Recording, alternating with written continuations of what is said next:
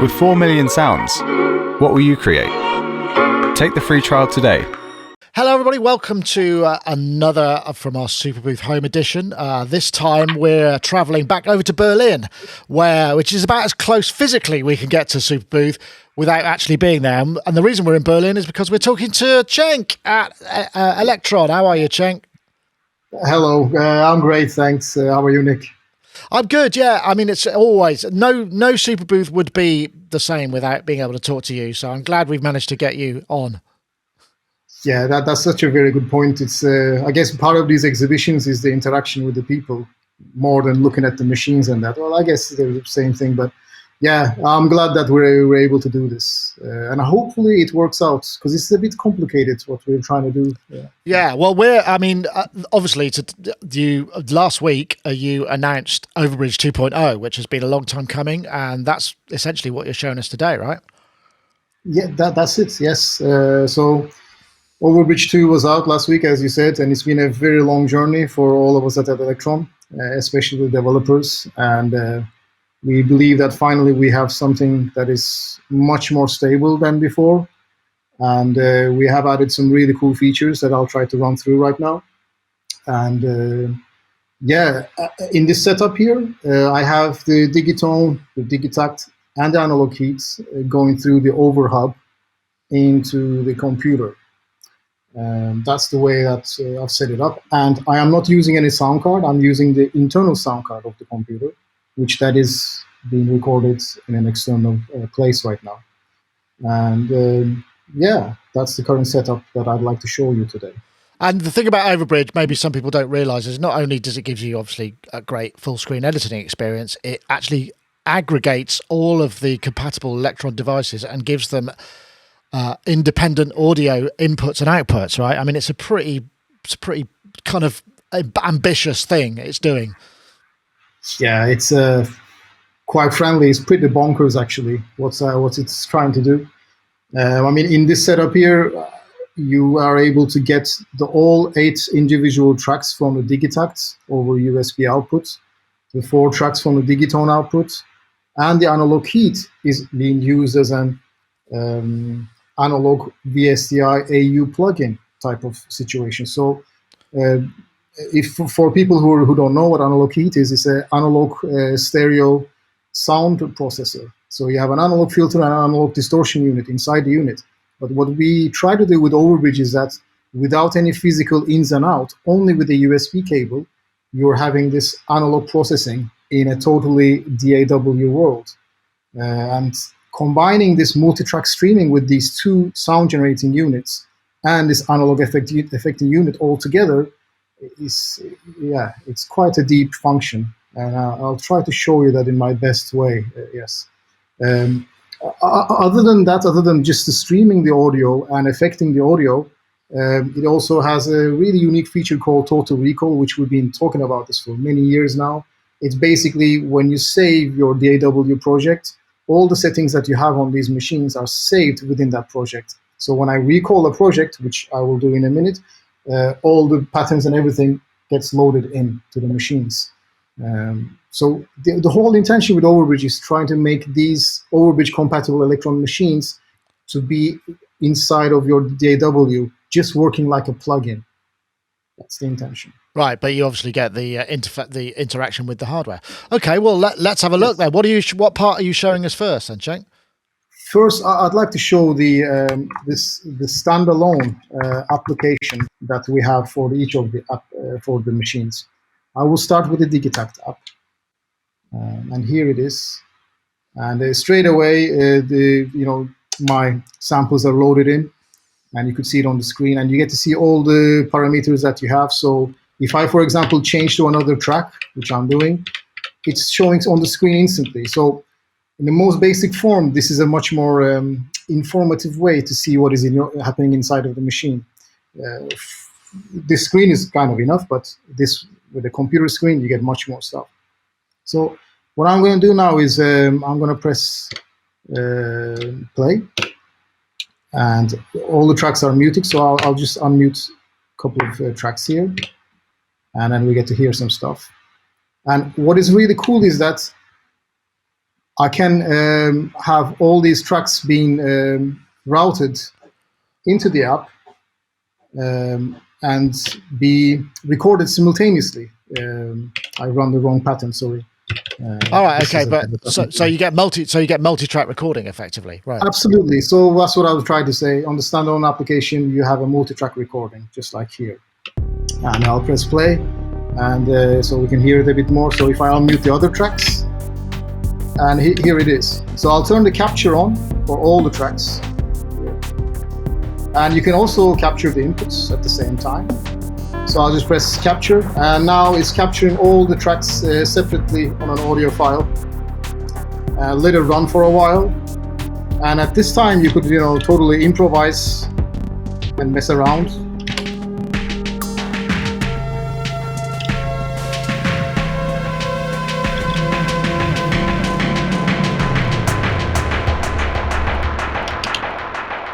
So you get your entire record, you get your performance as well. Absolutely. Well, only the audio. When you say but the audio input. Yes, I see what you mean. But multi-tracked, the performance audio multi-track. Right. Okay. Cool. Yes, and the effects. I'd like to note here the effects are actually being sent on the main outputs. I'll press the recording stop now.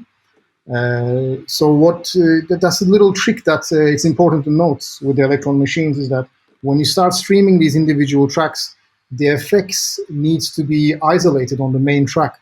And you do that by going into the settings and disabling the 8 internal tracks, or 4, which machine you're using, from the main output. So they will be only monitored on the Overbridge USB. And then the main output becomes only the wet effects. So with that, you get like everything separate as much as possible. Oh, that's neat. So now I've recorded this. So let's quit this. And I want to go to my recording folder here. And there they are. Yeah. Right. So this is something that I really like doing because when you're using a DAW, maybe you don't want to turn on all your stuff and everything. You just want to quickly capture what your performance is. And once you've done that, you can just go to any DAW and then just drag and drop. Let's see here, like this, drop it like that. And that's all your tracks just straight into Ableton. Yeah, exactly. So I'll get rid of the first one. And what I really like, this little trick, is that the tracks are named with the. Oops, that didn't work. I'm not getting used to the. There is a way to do this. Oh, well, anyway. you can drag them all out, and yes, I see what you're saying. Yeah. Yeah, there was a way to do that. I discovered it last night, but I can't now. But anyway, you get the idea. So you get to see track 4, track 3, etc. And the date stamp, with a date stamp as well. Yeah, neat. Yeah, it's great. And then if I press play, hopefully we'll get the same result. Yeah. And then, of course, you could just sync the machines up again and do another performance on the top with a different set of sounds and record that as well, I guess, yeah? Absolutely. I mean, this is a great way to capture your ideas in totally different tracks and see what you have. For example, you just go to this. All right, okay, I like this, for example, and then that. And, I don't like this bit, so I'll just keep these bits, for example. So it gives you a lot of ways to produce the stuff that you do on the machines. It's a great gateway into the DAW world. And that is only using the standalone version for now. Yes. Next, what I'd like to show is I'll open up this project. Yes. So in this project, I'm only using plugins here. So I've got 3 tracks and the basic Ableton plugins, which I actually really like. Yeah. The stock stuff on Ableton is great. So I'll just mute the drum track and just play it first. So some people may recognize this if you've seen the trailers and that. So what I'd like to do is I have a little beat track here. The audio is a bit glitching. I don't know why. Maybe it's with live stream or I don't know. But let's see. Yeah. So I'll stop it now. And what I want to do is I have the Analog Heat plugin here. So I'll turn that on.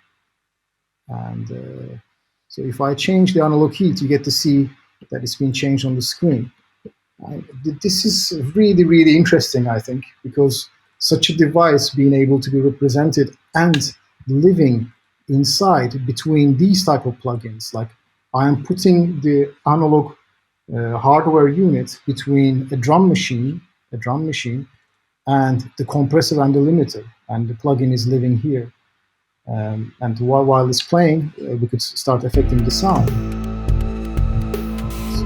So I'll turn it on. And while I'm changing it, the settings on the machine, we get to see it on the screen. So let's try the different.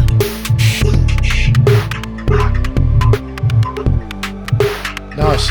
Yeah, Analog Heat is a very everybody really enjoys the sound of that, and I know it's part of your live setup, don't you? You put that on is it at the final stage on your live setup, or do you do it differently? Yeah, most of the times it is, and even if it's not visible in the recording, I probably add it later on in the studio just to give it a bit of a boost. I mean, this is a really cool way to mess around with your beats and have a different sonic application in your DAW. And what's even cooler is that you can just start editing it on the plugin. I like the round fuzz one a lot.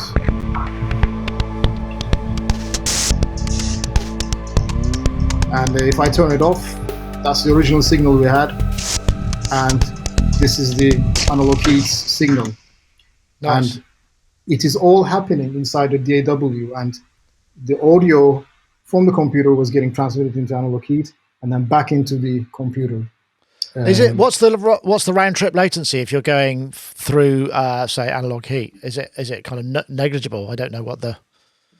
I mean, there is a latency. I don't really know the exact numbers, but what I'm told is that Overbridge, the plugins are running like they're compensating the latency all the time.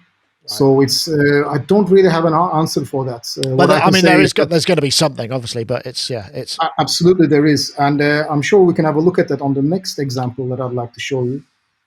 Let me load up the next project here. Don't save. Yeah, and this is something that I really like. I remember mentioning about total recall. Now, this is an interesting part, is that you can see on the machines, it's asking me something here. It's asking me if the machine would like to receive the message from total recall and apply which data should be used in these machines for this specific Ableton project. Okay. So before I was doing the recording and everything, messing around, I'm changing stuff on the machines. So I may be changing the stuff that is related to this project. But with this application, you can get back to where you were. So I'm going to press yes for both of them. And you will see that the mute states are being loaded as they should be. Yes, now they're loaded. So now when I press play on Ableton, the machines will go in sync. And that's something that I'd like to note as well. We haven't looked at the plugins much. What we will do now is we have a sync option, which is not actually MIDI. And that's something very important to note right now, is all the audio streaming, all the sync, the total recall, everything is handled by the plugin. So if I go into my Ableton Live setup, I have just a built-in audio output and no devices and audio input. So you can still use your sound card with Overbridge. That is the whole idea of it, that we are not taking over your sound cards or anything. Everything is handled by the plugin. It's pretty crazy. Clever. So now let's press play on Ableton, and both machines should start playing. Yes, they are. So now I've got like this is a Digitone, just a wet signal of the effects, which is really cool to capture actually on these machines. And you can't do it on the machines itself because there's no, well, you can, but not like this. This is a really cool way to do it. And then I have this, and then these, and then three of them make up this piece here. And on the plugin, you can change basically any of the aspects, like the filter, or you can change the algorithms. And everything is displayed as you're changing it. Yeah. And this is a really cool way to edit your sounds and save. So it's great for sound designers.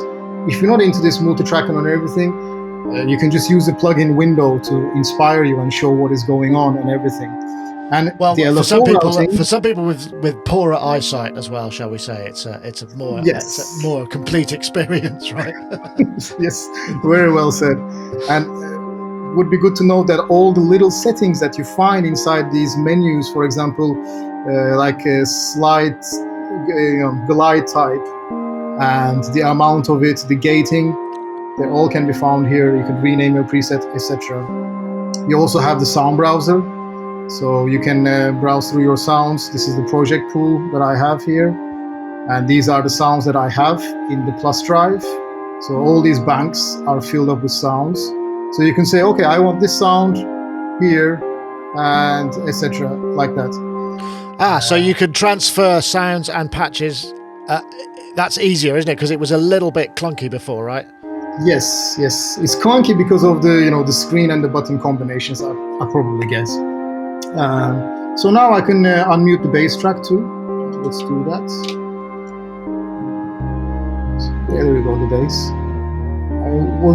One of the cool features of using Elektron devices with Overbridge in this way, my personal favorite, is to be able to add these effects. Let's see here. For example, I'm going to add chorus to the bass, and maybe I could add some overdrive too. And instantly, I'm just getting different sounds altogether. And maybe for the other effects, I can add other incoming audio. I could add some echo.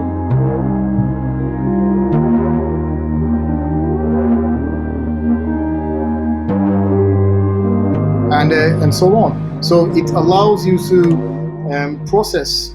The individual streams, right? Yes. Not only recording, you can process it like that. And so let's unmute the the Digitakt as well. And now all the tracks are just being streamed individually. And let's have a look at the Digitakt plugin while we're at it. And this is something really I like about this plugin, is that you get to see the sample waveform, and you get to see how it's being played. If it's faster, it's going to be faster played, and slower. I really enjoy that little detail that is in there. And of course, when you're changing the parameters, you get to see everything. And vice versa, you can change it and it will change on the machine too. So on the Digitakt plugin, you also have this section where you can assign your samples. I really like this bit. You have all your sample folders on this section here, and this is where the ones that you've assigned, and you can preview them. This makes it very, very easy. Is it easy to drag samples from your local computer into those slots as well? Can you do it? Because it transfer that way as also? It won't do it that way. You will need to have the samples in the machine first. Right. And then it will appear on the Overbridge plugin, like this one, for example. Right. A smoking golden burning. Yeah, this is such a good sample. So you would just drag and drop like that, and there you are. You have the sample there, and it will be ready to be used. And it's here actually right now. And if I trigger that, there's a bit of a pitch going on in there. Yeah, and that's the idea of it. But I imagine just like putting together a palette of sounds for a live performance or such thing. I mean, that speeds things up enormously, right? Yes, absolutely. Yes. I actually really enjoy working like this, and I do a lot of sound design and going through the sound packs, factory content and stuff. Overbridge really helps in those cases. Yes, absolutely. So if we go back to the tune, one thing that I would like to show is, for example, I'm going to group these 4 tracks from the Digitakt here. I'll group them. So they are grouped, and I'm just going to drag and drop the Heat plugin. This is another crazy way that Overbridge handles these type of use cases, so to say. So now only the 4 tracks of the Digitakt, 1, 2, 3, 4 tracks of Digitakt are going to go through Heat. And let's try it out. I'm going to load this one, yeah, that should be the preset. So if I press play, so yeah, I'm going to start messing around with it, get it exaggerated, change the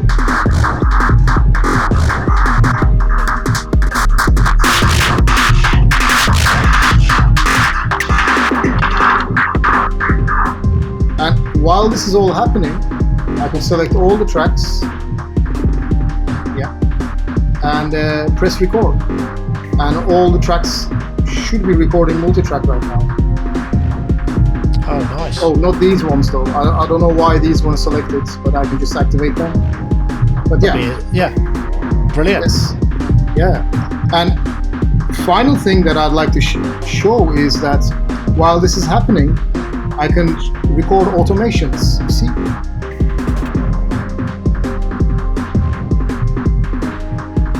So as I'm changing right. and this will be recorded in your timeline. Any parameter changes that you're making. Neat. Yeah. So while I was recording the audio, these automations were being captured. Let me see, for example, that. Yeah, you get the idea. It's a very, very powerful software suite for the Elektron devices overall. Yeah. And one thing that I really like is that everything is handled via the plugin. That makes it much more clear for me. So anything that I've recorded as an automation, it appears up here. And I know that if I want to change the sync, I just say, okay, I don't want any sync. And at the same time, you can still use your sound card at the same time. Wow. Yeah. Impressive. I mean, it must be a big... unfortunately, they probably aren't able to have a big party at its release because obviously it came out during isolation. But I'm sure there'll be one coming up soon, right? Because that's it's been a big project. So yeah, it has. I mean, you actually stepped on it there. Like we did have of course, an official launch party at the Elektron Studios Berlin. But the times are a bit different to before. So we had to go cancel with that. But hopefully one day we can return and start doing those things again. Yes. Brilliant. Cenk, thank you so much for showing us that. And obviously we look forward to seeing you in Berlin or anywhere in the world when we're able to go out and do that stuff. Thank you very much for having us, Nick. Stay safe and have a lovely day.